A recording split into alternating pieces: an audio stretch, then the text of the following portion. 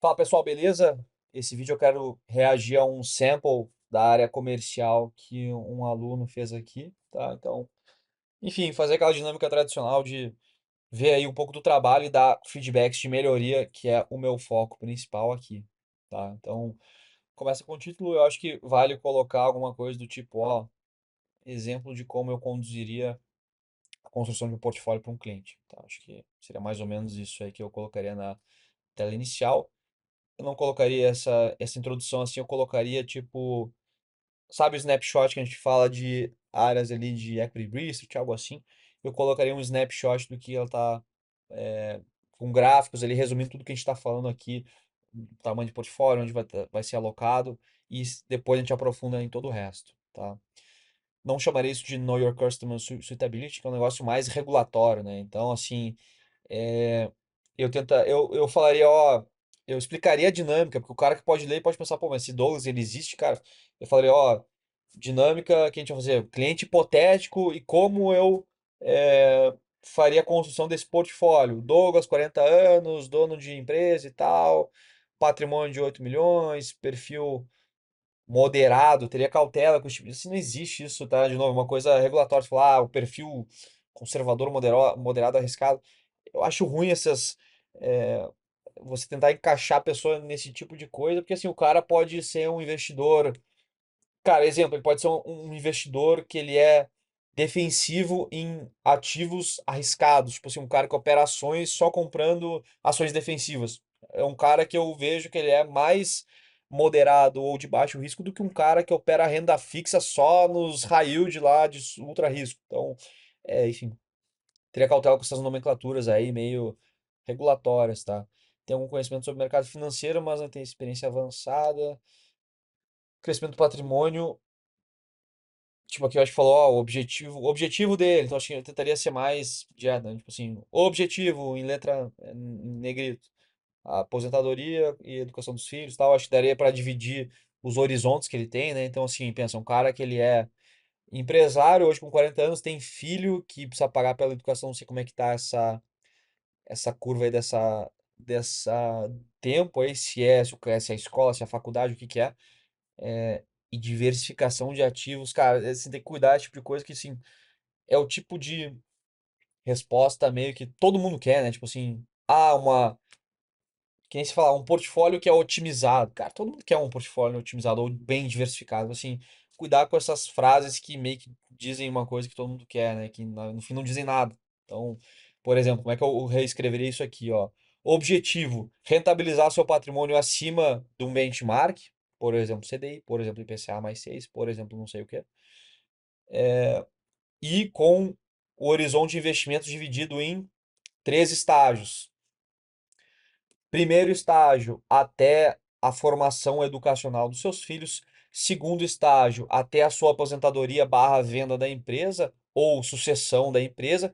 E terceiro, aposentadoria até a morte. Esse é um exemplo muito mais técnico que mostra que você tem um conhecimento mais avançado de horizontes de investimento, tá? Todo cliente, toda pessoa que investe tem diversos horizontes, então cada um vai ter um objetivo diferente. Por exemplo, o cara que tem que investir na educação dos filhos, ele tem que ter ativos mais defensivos que geram caixa, depois ele até a sucessão dele com os filhos já pagos, cara, ele pode ser mais agressivo e gerar menos caixa, porque ele tá vivendo ali, imagina que o negócio dele dá, ó, 500 mil reais por ano, não sei quanto que ele é o custo de vida dele, não sei aqui, diz aqui, não fala, seria uma informação interessante ter, ó, não fala. Então, ó, para fazer essa conta, qual que é o custo de vida dele? Não sei.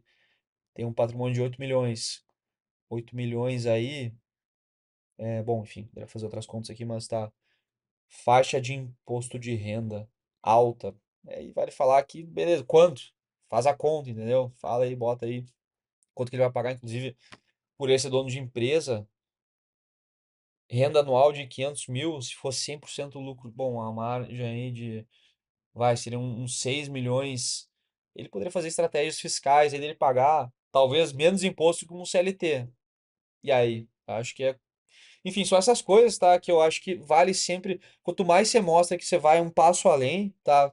E menos na teoria você ficar faixa alta. Tá, mas quanto que é? Entendeu? Ou, pô, poderia já falar pro cara, cara, ó, planejamento fiscal, está interessado em estratégias. Cara, se entrega a estratégia, vamos ver se tem a estratégia. Não tem, tá? Eu não vi aqui pelo menos a estratégia. Então, entendeu? Essa é o que eu costumo falar daquele diferencial do cara que faz um trabalho como esse. Poderia já falar, ó, normalmente o cara pagaria assim, mas ele pode fazer essa estratégia aqui, ele vai pagar menos, e aí, enfim. Bom, se é lucro real, que eu acho que não é, porque a empresa é muito pequena, se fosse lucro real, bota uma dívida na empresa, paga como dividendo, aplica na pessoa física, usa como garantia. Então, esse tipo de coisa que, enfim, coisas diferentes que chamam a atenção, tá?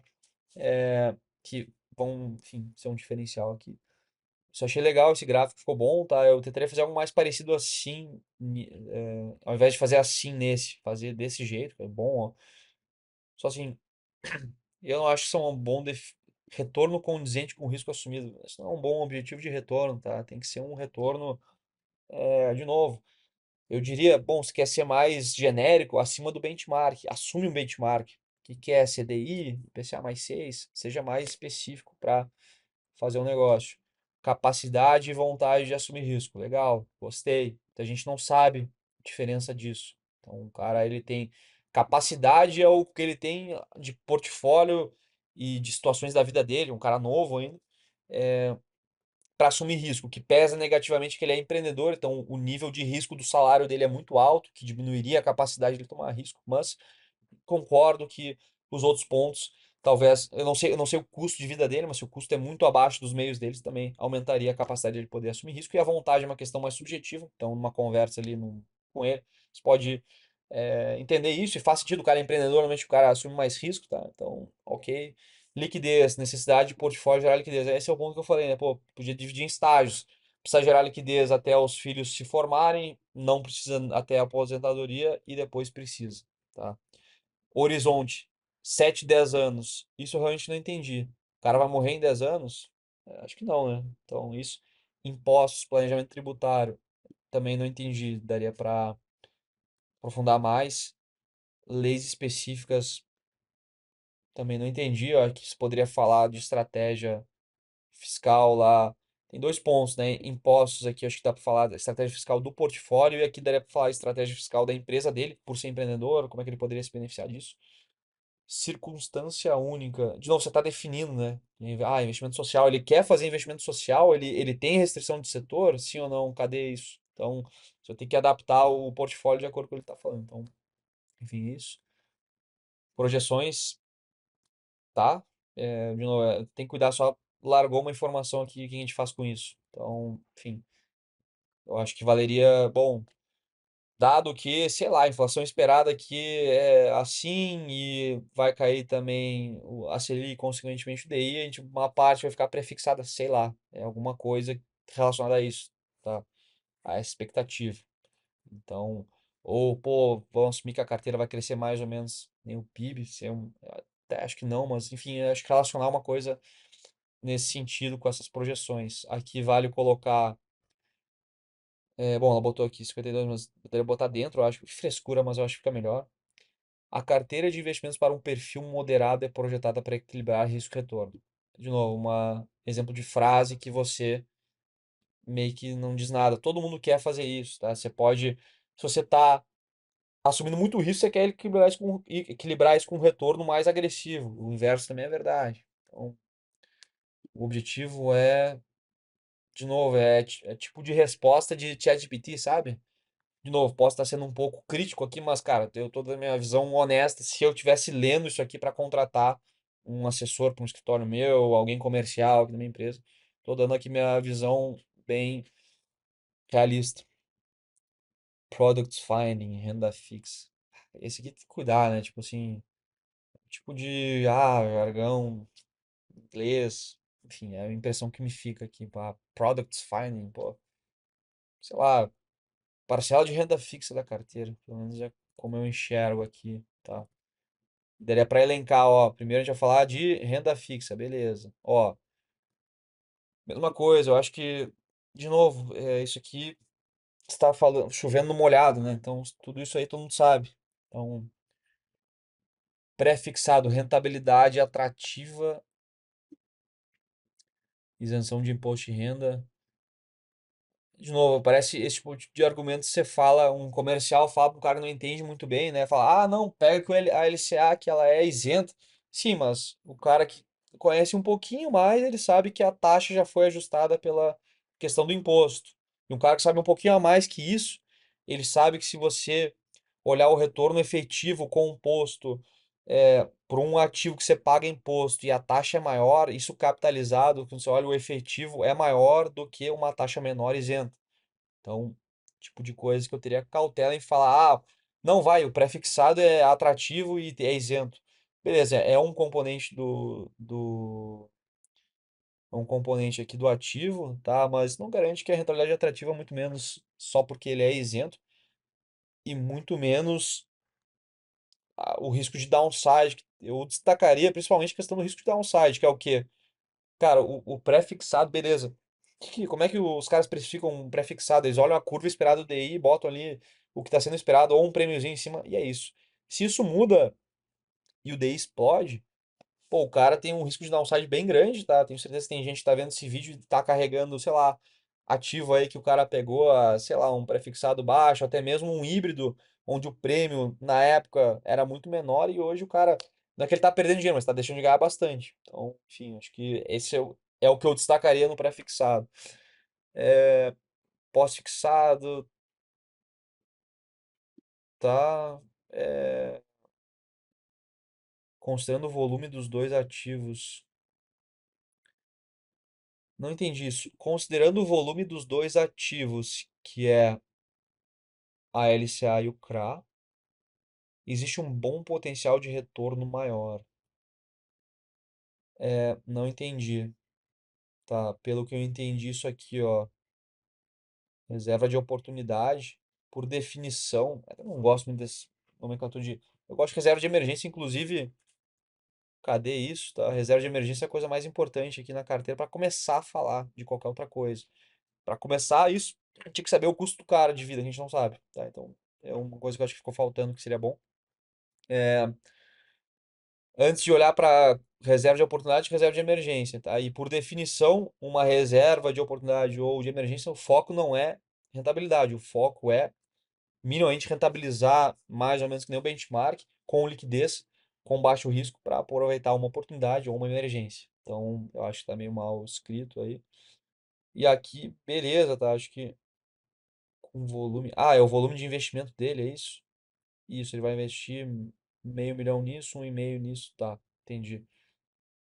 Só eu não entendi por que que o volume tem a ver com o potencial de retorno maior, mas enfim. Pós-fixado IPCA. ahn, Ó, ativos que compõem uma renda fixa estruturada. Não consigo entender o que quer dizer com isso. Garantido por recebíveis de empresas sólidas e privadas, diversificando e trazendo equilíbrio à carteira. De novo, eu acho que dá para reformular esse texto aqui com coisas mais tangíveis, tá? Tipo, por exemplo, você pegar aqui e escolher um dos ativos e falar mais sobre ele. Tipo assim, ó, seguinte, essa parcela aqui, que inclusive tá 27, 29, 31. Bom, eu acho que tem ativo que tá pagando mais que isso, mano, ainda mais com risco aqui, tá? O que que eu falaria aqui, basicamente, nesses dois pontos? Cara, aqui a gente tá, nesse também, mas principalmente esses dois. Cara, a gente tá assumindo um risco maior para ter um retorno maior. E aí, dá um exemplo de análise de crédito em uns ativos. Exemplo, por exemplo, próximo slide. Exemplo, Mercado Livre. Pô, mercado de varejo, quais são os riscos? Enfim, fonte de retorno da empresa é desse país. Os caras ganham dinheiro dessa forma, dessa forma. O que que pode dar errado? Alavancagem da empresa, como é que matura a dívida. Então, mostraria que você sabe dialogar alto nível sobre crédito. Em renda fixa é a coisa mais importante. Então, eu adicionaria isso. Fundo multimercado, tá? É dividido em duas estratégias, tá? Então, um macro, beleza. Fala um pouco.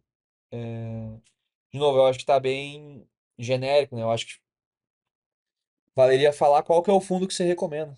Então, que nem que você fez em outros ativos aqui, qual que é o fundo aqui e por quê? E aí eu falo, da forma que eu falei aqui, que risco de crédito é importante, o que que é importante em fundo multimercado? Saber analisar a casa que gere o fundo. Então, histórico dos caras, processo de tomada de decisão de investimentos, estratégia para mitigar risco, drawdown máximo, esse tipo de coisa. Então, custo, eu não sei qual que é o custo aqui que você está recomendando, tá? Custo para taxa de administração, performance, então qual que é o benchmark, série de coisas que eu acho que dá para evoluir mais do que ficar. Acho que essa questão eu acho que vale falar o porquê de cada estratégia que você quer dividir, mas também explicar onde, né, e o porquê de tal casa lá que você está aceitando ali na gestão.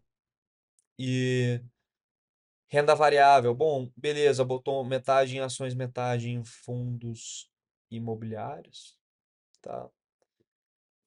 Vamos lá. Aqui eu teria bastante cautela, tá? Essas empresas, boas perspectivas de crescimento, sólida geração de caixa, tá? Pagamento de dividendos consistentes. Eu acho que aqui você está olhando e esquecendo o mais importante que é olhar para preço. Eu acho que valeria. Você até botou o objetivo, mas acho que dá para evoluir um pouco mais, ou pelo menos numa, né? Como eu falei, aqui é importante você olhar para preço que está pagando, né? Então, olhar, bom, beleza. A estratégia que vai ser dividendos, pô, pega a Klabin, por exemplo. Tem um risco importante de commodities, tem um risco importante de muito investimento em CAPEX, né? Para os caras se manterem funcionando.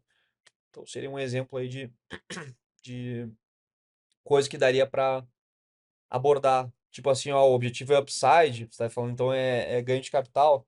Qual que é o racional disso? Sei lá, que múltiplo negocia esse negócio? Qual que é o target? Qual que é o racional disso? Qual que é o yield médio aqui dos papéis que você está recomendando de qualidade ou safe aqui, tipo Itaúsa, beleza? Alocando agora, qual o yield o cara vai ganhar? Então, acho que vale aprofundar nisso.